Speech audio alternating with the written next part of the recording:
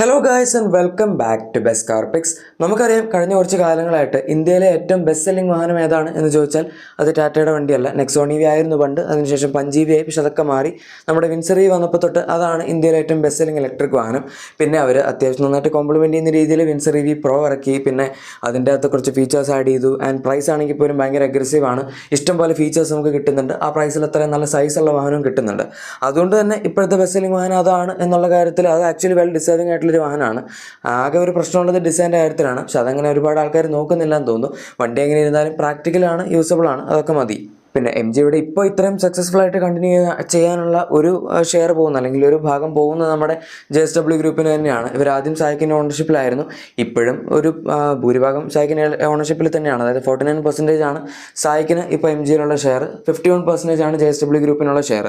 പക്ഷേ അതിപ്പം കുറച്ച് വ്യത്യാസം വരാൻ പോവുകയാണ്. ഏതായാലും ഈ ഒരു ഷെയർ ഉള്ളതുകൊണ്ട് തന്നെ സായിക്കിന് MGക്ക് കുറച്ച് ടെക്നോളജി ഒക്കെ കൊടുക്കാൻ പറ്റിയിട്ടുണ്ട്. ഇവരിപ്പോൾ ഇറക്കുന്ന വണ്ടികളെല്ലാം വൂളിങ്ങിൻ്റെ ആണ്.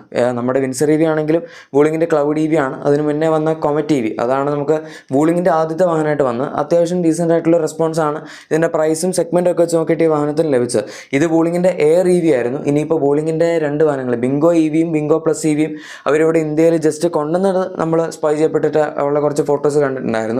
അതിവിടെ ക്യാമഫ്ലാജ് ഒന്നും ഇല്ലാണ്ട് ജസ്റ്റ് അവർ ടെസ്റ്റിങ്ങിനുണ്ടതാണ്. വൂളിങ്ങിൻ്റെ ലോഗോ വെച്ച് തന്നെയായിരുന്നു വന്നത്. പക്ഷേ ആ വണ്ടികളും ഇവിടെ വേണമെങ്കിൽ ഇന്ത്യയിൽ ഇറക്കാൻ പറ്റുന്ന വാഹനങ്ങളാണ്, SUVs ആണ്. ഞാൻ അതിനെപ്പറ്റി ഒരു വീഡിയോ ചെയ്തിട്ടുണ്ട്, നിങ്ങൾക്ക് വേണമെങ്കിൽ ചാനൽ ചെക്ക് ചെയ്ത് കഴിഞ്ഞാൽ കാണാൻ പറ്റും. അല്ലെങ്കിൽ ഇപ്പോൾ ഇവിടെ ഐക്കാർഡിലും ആഡ് ചെയ്യാൻ പറ്റും, ഞാൻ ഓർത്ത് കഴിഞ്ഞാൽ ആഡ് ചെയ്തേക്കാം. സോ അതാണ് ആ സംഭവം. പക്ഷേ ഇപ്പോൾ വ്യത്യാസം വരാൻ പോകുന്നത് എന്താണെന്ന് വെച്ചാൽ, ഇപ്പോൾ 49% സ്റ്റേക്കുള്ള നമ്മുടെ സായിക്ക് ഈ ഒരു സ്റ്റേക്ക് കുറച്ചും കൂടെ വിൽക്കാൻ പോവുകയാണ്. അല്ലെങ്കിൽ JSWന് തന്നെ കുറച്ചും കൂടെ ആ ഒരു ഷെയർ, അതായത് ഇപ്പോൾ ഏകദേശം ഒരു 50-50 ജോയിൻറ്റ് വെഞ്ചറിലാണെന്ന് പറയും. അതിൻ്റെ അത്ര ഇത്തിരി 1% നമ്മുടെ JSWന് കൂടുതലുണ്ട് എന്നേ ഉള്ളൂ. അത് ഇനി വ്യത്യാസം വരും. ഇപ്പോൾ ഒന്നാമത്തെ കാര്യം എന്ന് പറയുന്നത് സായിക്കിന് ഇന്ത്യയിലേക്കുള്ള ഇൻവെസ്റ്റ്മെൻറ്റ്സിന് കുറച്ച് ലിമിറ്റേഷൻസ് ഉണ്ട്. അത് നമ്മുടെ ഇന്ത്യൻ ഗവൺമെൻറ് ലിമിറ്റ് ചെയ്തിരിക്കുന്നതാണ്. അതൊക്കെ പണ്ട് തൊട്ട് 2020 തൊട്ടുള്ള കാര്യമാണ്. പക്ഷെ എന്നാലും അതുകൊണ്ട് അവർക്ക് ഇതിനകത്ത് ഷെയർ കുറയ്ക്കണം എന്നുണ്ട്. സത്യത്തിൽ ഈ JSWയും അതുപോലെ സായിക്കും തമ്മിലുള്ള ഒരു പാർട്ട്ണർഷിപ്പ് ഇവിടെ വരാനുള്ള കാരണം തന്നെ അവർക്ക് ഇന്ത്യയിലുള്ള ഇൻവെസ്റ്റ്മെൻറ്റ്സ് കുറച്ചും കൂടി എളുപ്പമാക്കാനും അതുപോലെ കൂടുതൽ പ്രോഫിറ്റ്സ് ജനറേറ്റ് ചെയ്യാനുമായിരുന്നു. പക്ഷെ അതവർ വിചാരിച്ചതുപോലെ നടക്കാത്തത് കൊണ്ടും അവർക്ക് ഇതിൻ്റെ അകത്ത് ഈ ഒരു ലിമിറ്റേഷൻസ് ഒക്കെ ഇന്ത്യയിൽ ഇപ്പോൾ ഇൻവെസ്റ്റ് ചെയ്യാനുള്ളത് കൊണ്ടുമാണ് ഇത് വിൽക്കുന്നത്. പക്ഷേ വേറൊരു റീസൺ ഉണ്ട്, അതല്ല സത്യത്തിൽ മെയിൻ റീസൺ. വേറൊരു സംഭവം എന്താണെന്ന് വെച്ചാൽ, നമ്മുടെ JSW ഗ്രൂപ്പിന് കുറേ കാലമായിട്ട് ഇന്ത്യയിൽ അവരുടേതായിട്ടുള്ള ഒരു കാർ കമ്പനി അല്ലെങ്കിൽ ഒരു വാഹന നിർമ്മാണ കമ്പനി വേണം എന്നുള്ളൊരാഗ്രഹം ഉണ്ടായിരുന്നു. സോ അതിനുവേണ്ടി അവർ നമ്മുടെ ചൈനയിലുള്ള ചെറി എന്ന് പറഞ്ഞ ഒരു കമ്പനിയുണ്ട്, ചെറി ഓട്ടോമൊബൈൽസ്, അവരുമായിട്ടുള്ള നല്ല കട്ട കൊളാബറേഷനാണ്. അതും കൊളാബറേഷൻ എന്നുള്ള രീതിയിലല്ല, അവർ ചെറിയുടെ വാഹനങ്ങൾ ടെക്നോളജി ഷെയറിംഗ് ആണ് ഉദ്ദേശിക്കുന്നത്, അല്ലാതെ ഒരു പാർട്ട്ണർഷിപ്പോ അല്ലെങ്കിൽ അവിടെ നിന്ന് വണ്ടികൾ എടുത്ത് ഇവിടെ കൊണ്ടുവന്ന് വിൽക്കുക എന്നുള്ള രീതിയിലല്ല. സോ ചെറിയുടെ വണ്ടികളിൽ ഉപയോഗിക്കുന്ന ടെക്നോളജി ഫീച്ചേഴ്സ് എല്ലാ സാധനങ്ങളും JSW ഉപയോഗിക്കും എന്നാണ് പറഞ്ഞിരിക്കുന്നത്.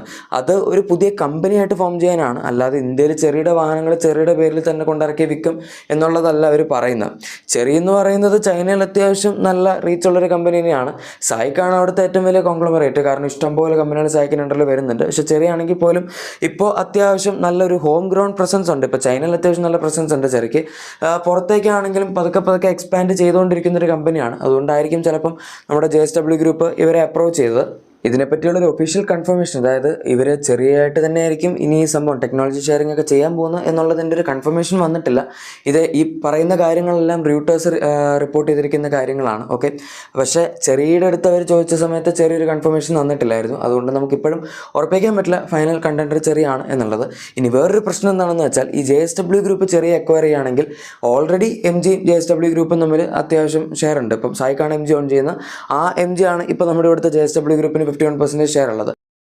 ഞാൻ നേരത്തെ പറഞ്ഞാൽ നിങ്ങൾക്ക് മനസ്സിലായി കാണുമായിരിക്കും, ചെറിയും സായിക്കും രണ്ട് ഇൻഡിവിജ്വൽ ആയിട്ടുള്ള കമ്പനീസാണ്. അതുകൊണ്ട് തന്നെ ചൈനീസ് മാർക്കറ്റിനെ സംബന്ധിച്ചിടത്തോളം നോക്കുമ്പം അവർ എനിമീസ് ആണെന്ന് പറയാൻ പറ്റില്ല, പക്ഷേ കോമ്പറ്റീറ്റേഴ്സ് ആണ് അങ്ങോട്ടും ഇങ്ങോട്ടും. രണ്ടുപേരും രണ്ട് തരത്തിലുള്ള വണ്ടികളാണ് ഇറക്കുന്നത്, സെയിം സെഗ്മെൻറ്റിലുള്ള വണ്ടികൾ ഇറക്കുന്നുണ്ട്, പക്ഷേ രണ്ട് കമ്പനികളാണ്. ഓക്കെ, അപ്പോൾ ഈ ഒരു കോമൺ പോയിൻ്റ് ആയിട്ട് വരുന്നത് MGയും അതുപോലെ JSW ഗ്രൂപ്പുമാണ്.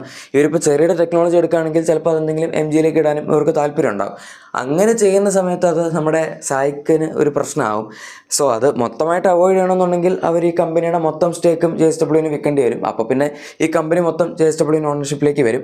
അതിന് ആക്ച്വലി അവർക്ക് താല്പര്യമുണ്ട്, താല്പര്യക്കുറവൊന്നുമില്ല. പക്ഷേ സായിക്ക് മൊത്തത്തിലുള്ള സിറ്റുവേഷൻസ് ഒക്കെ കൺസിഡർ ചെയ്തിട്ട് അത് വേണ്ട എന്നാണ് ഇപ്പോൾ തൽക്കാലത്തേക്ക് പറഞ്ഞിരിക്കുന്നത്. അങ്ങനെ നിങ്ങൾ എല്ലാം കൂടെ വാങ്ങണ്ട, കുറച്ച് ഞങ്ങൾക്കും വേണം എന്നുള്ളതാണ് ഇപ്പോഴത്തെ സായിക്കിൻ്റെ ഒരു നിലപാട്. ഇനിയും അതിൽ ചിലപ്പോൾ വ്യത്യാസങ്ങൾ വന്നേക്കാം. ഏതായാലും ഈ സ്റ്റേക്ക് കുറയ്ക്കാൻ മാത്രം ഇപ്പോൾ അവർ തീരുമാനിച്ചിട്ടുള്ളൂ. എത്ര പെർസെൻറ്റേജ് ആണ് എന്നുള്ളത് നമുക്കറിയില്ല. ഈ സ്റ്റേക്ക് കുറയ്ക്കുന്നു എന്നുള്ളതുകൊണ്ട് അവർ ടെക്നോളജി ഷെയറിങ് MG ആയിട്ട് നിർത്തും എന്ന് പറഞ്ഞിട്ടില്ല. അങ്ങനെ ചെയ്യുകയാണെങ്കിൽ JSWന് നല്ല പണി കിട്ടും. കാരണം MG വിൽക്കുന്നതെല്ലാം സായിക്ക് തന്നെ അണ്ടറിലുള്ള കമ്പനികളുടെ വണ്ടികളാണല്ലോ. ഇപ്പോൾ വൂളിംഗ് മാറ്റി നിർത്തിയാലും നമ്മുടെ ഗ്ലോസ്റ്റർ എന്ന് പറയുന്നത് മാക്സസിൻ്റെ ഒരു വണ്ടിയാണ്, മാക്സസ് D9 ആണെന്ന് തോന്നുന്നു. പിന്നെ ഹെക്ടർ ആക്ച്വലി വൂളിങ്ങിൻ്റെ അൽമാസ് എന്ന് പറഞ്ഞ വണ്ടിയാണ്. പക്ഷെ അത് ഷെവർലെ ക്യാപ്റ്റീവ് എന്ന് പറഞ്ഞ പേരിലും പല മാർക്കറ്റ്സിൽ പല പേരുകളിലായിട്ട് അവൈലബിൾ ആണ്. ഏതായാലും അതുകൊണ്ട് തന്നെ സായിക്കിൻ്റെ ഒരു ടെക്നോളജിയുടെ ആവശ്യം തീർച്ചയായും ഇപ്പോഴും MGക്ക് ഉണ്ട്. പതുക്കെ നല്ലൊരു സ്ട്രോങ് പ്രസൻസ് ഉണ്ടാക്കിക്കൊണ്ടിരിക്കുന്ന ഒരു കമ്പനിയാണ് ഇപ്പോൾ MG. ഈ അടുത്ത് അവർ സൈബർസ്റ്ററും അതുപോലെ നമ്മുടെ M9 എന്ന് പറഞ്ഞ 2 വണ്ടികളും കൂടെ ഇറക്കിയിട്ടുണ്ടായിരുന്നു. നല്ല കിടിലം വണ്ടികളാണ്. MG സെലക്ട് ഡീലർഷിപ്പിന് അണ്ടറിലാണ് വരുന്നത്. ആൻഡ് സെലക്ട് ഡീലർഷിപ്പ് ആണെങ്കിൽ പോലും അവർ നല്ല പ്രീമിയം ആയിട്ടാണ് സെറ്റപ്പ് ചെയ്തിരിക്കുന്നത്. നമ്മുടെ മെർസിഡീസ് ബെൻസ് ഒക്കെ എടുക്കുന്ന കോസ്റ്റൽ സ്റ്റാർ ആണ് അവരുടെ ഡീലർഷിപ്പ് ഏറ്റെടുത്തിരിക്കുന്നത് തന്നെ. സോ ആ ഒരു എക്സ്പീരിയൻസ് ആണ് നമുക്ക് MGയുടെ സെലക്ട് ചെയ്ത് കിട്ടാൻ പോകുന്നത്. ആ ഒരു സാഹചര്യത്തിൽ ഇനിയിപ്പം അവർ പെട്ടെന്ന് ഒരു ഡൗൺഫോൾ ആയിരിക്കും സായിക്ക് അവർക്ക് ടെക്നോളജി ഷെയറിങ് നിർത്തിക്കഴിഞ്ഞാൽ ഉണ്ടാകാൻ പോകുന്നത്. അതുകൊണ്ട് തന്നെ എന്തായാലും അത് നിൽക്കില്ല, പക്ഷേ ഷെയർ കുറയ്ക്കും. അതാണ് ഇപ്പം നമുക്ക് ഇതിൽ പറയാൻ പറ്റുന്ന കാര്യങ്ങൾ. ചിലപ്പോൾ ഇതിങ്ങനൊരു കഥ പോലെ പറയുമ്പോൾ നിങ്ങൾക്ക് കറക്റ്റായിട്ട് മനസ്സിലായിക്കൊള്ളണം എന്നില്ല. നിങ്ങൾക്ക് മനസ്സിലായോ സംഭവം അതോ ഇല്ലയോ എന്നുള്ളത് തീർച്ചയായും താഴെ കമൻസിൽ പറയാം. പിന്നെ അടിസ്ഥാനത്തിലാണ് ഇതൊക്കെ പറയുന്നത്, വെറുതെ എവിടെ നിന്ന് എടുത്തിട്ട് പറയുകയാണോ എന്ന് ചിലപ്പോൾ നിങ്ങൾക്ക് തോന്നുന്നുണ്ടായിരിക്കും. അതിനുള്ള ക്ലാരിഫിക്കേഷന് വേണ്ടി ഞാൻ ഡിസ്ക്രിപ്ഷനിൽ റിവ്യൂട്ടേഴ്സിൻ്റെ ലിങ്ക് കൊടുത്തേക്കാം. അത് നിങ്ങൾക്ക് സംശയം ഉണ്ടെങ്കിൽ എല്ലാവരും പോയി വായിച്ചാൽ മതി. അതിൻ്റെ അകത്തും ഡീറ്റെയിൽ ആയിട്ടുള്ള എല്ലാ ഡിസ്ക്രിപ്ഷനും എഴുതിയിട്ടുണ്ട്.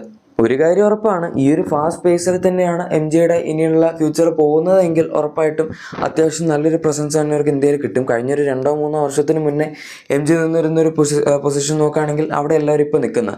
ആ ഒരു സമയത്ത് ഹെക്ടർ, ഗ്ലോസ്റ്റർ എല്ലാം കഷ്ടപ്പെട്ട് വിറ്റുകൊണ്ടിരുന്ന അവസ്ഥയിലായിരുന്നു ഇവരുണ്ടായിരുന്നത്. പക്ഷേ കോമറ്റ് TV ഇറക്കിയപ്പോഴാണ് ആദ്യത്തെ ഒരു ചെറിയ ബ്രേക്ക് ത്രൂ കിട്ടിയെന്ന് വേണമെങ്കിൽ പറയാം. സത്യത്തിൽ ZS-EV ഇറക്കിയപ്പോൾ തന്നെ അവർക്ക് അത്യാവശ്യം നല്ലൊരു സ്ട്രോങ് പോയിന്റ് കിട്ടിയായിരുന്നു അവിടെ.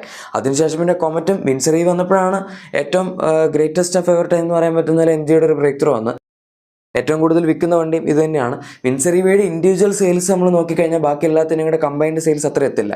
ആ ഒരു സിറ്റുവേഷനിലാണ് ഇപ്പോൾ MG നിൽക്കുന്നത്. ഇനിയിപ്പോൾ സത്യം പറഞ്ഞവർക്ക് വേണ്ടത് വിൻസറി പോലെ തന്നെ സ്ട്രോങ് ആയിട്ട് നിൽക്കാൻ പറ്റുന്ന മറ്റ് 1-2 പ്രൊഡക്ട്സും കൂടിയാണ്. അപ്പോഴാണ് അവരുടെ ഇന്ത്യയിലെ ലൈനപ്പ് കറക്റ്റ് ഫുൾഫിൽ ആവുള്ളൂ എന്ന് നമുക്ക് പറയാം. ആൻഡ് അങ്ങനെ സംഭവിക്കുകയാണെങ്കിൽ ഉറപ്പായിട്ടും ഇലക്ട്രിക് വാഹനങ്ങൾ സ്പേസിൽ ഇനിയിപ്പം ടേക്ക് ഓവർ ചെയ്യാൻ പോകുന്നത് ഇവർ തന്നെയായിരിക്കും. ബാക്കി വണ്ടികളിപ്പം നമ്മുടെ BYD ഉണ്ട്. BYDക്ക് ലോക്കലി പ്രൊഡക്ഷൻ നടത്താൻ പറ്റുമെങ്കിൽ ഉറപ്പായിട്ടും വേറെ ലെവലായിരിക്കും. പക്ഷേ അതെന്തായാലും ഈ അടുത്തൊന്നും നടക്കില്ല. കാരണം അല്ലെങ്കിൽ പിന്നെ അതിനുവേണ്ടി ഇവിടെ നിന്ന് ആരെങ്കിലും ഏതെങ്കിലും ഒരു കമ്പനി BYD പർച്ചേസ് ചെയ്യേണ്ടി വരും. അതവർ ചെയ്യും എന്ന് എനിക്ക് തോന്നുന്നില്ല. അതിന് BYDയും കൂടെ സമ്മതിക്കണമല്ലോ. സോ ഇനിയുള്ള കാലം MGയുടെ എന്ന് പറഞ്ഞ് നമുക്കത് അവസാനിപ്പിക്കാം. എന്താണ് നിങ്ങൾക്ക് ഇതിനെപ്പറ്റിയുള്ള അഭിപ്രായം താഴെ കമൻസിൽ പറയാം. പിന്നെ നിങ്ങളുടെ എക്സിസ്റ്റിംഗ് വാഹനത്തിന് എന്തെങ്കിലും ചെറിയ ആക്സറീസോ ക്ലീനിങ് പ്രൊഡക്ട്സ് ഒക്കെ വേണമെങ്കിൽ നമ്മുടെ ഡിസ്ക്രിപ്ഷൻ അല്ലെങ്കിൽ പ്രൊഡക്ട്സ് ടാഗ് തീർച്ചയായും ചെക്കൗട്ട് ചെയ്തേക്കാം. വീഡിയോ ഇഷ്ടപ്പെട്ടെങ്കിൽ ഉറപ്പായിട്ടും ലൈക്കും സബ്സ്ക്രൈബും ഷെയർ ചെയ്ത് നമ്മളെ സപ്പോർട്ട് ചെയ്യുക. Thank you for watching my video. നമുക്ക് മറ്റൊരു വീഡിയോയിൽ കാണാം. അതുവരെ ഗുഡ് ബൈ.